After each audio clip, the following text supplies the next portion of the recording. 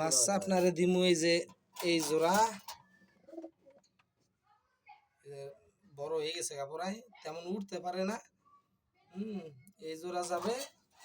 আর এই যে এখানে বাচ্চা জড়াইছে, এই যে এটা একটা, এই যে দুটো বাচ্চা, ওই যে মাথার ভিতরে যে পশম দেখতেছেন, এই যে দু জোড়া বাচ্চা দিমু।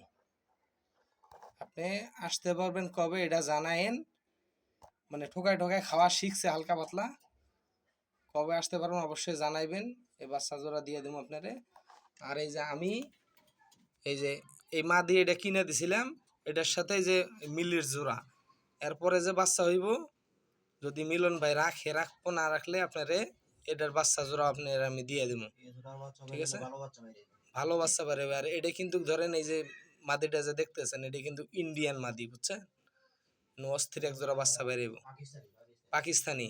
এই যে মনে করেন আগে এক জোড়া ডিম পারছিল, ডিম জোড়া কিন্তু ফ্রিজে রেখে দিছে, আমি দেখাইতেছি আপনারে। ওই ডিম জোড়া এখন নিয়ে বসে নাই, ফ্রিজ আছে না, ভালাই দিছে, যাক ভালো করছেন।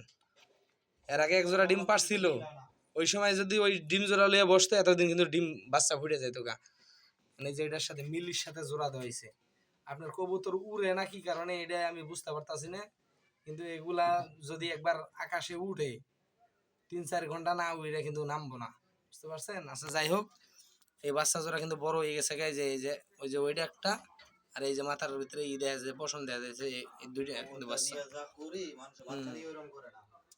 এই যে এই জোড়ার বাচ্চা, এই জোড়ারই বাচ্চা, এই যে নিচের জোড়া, ঠিক আছে?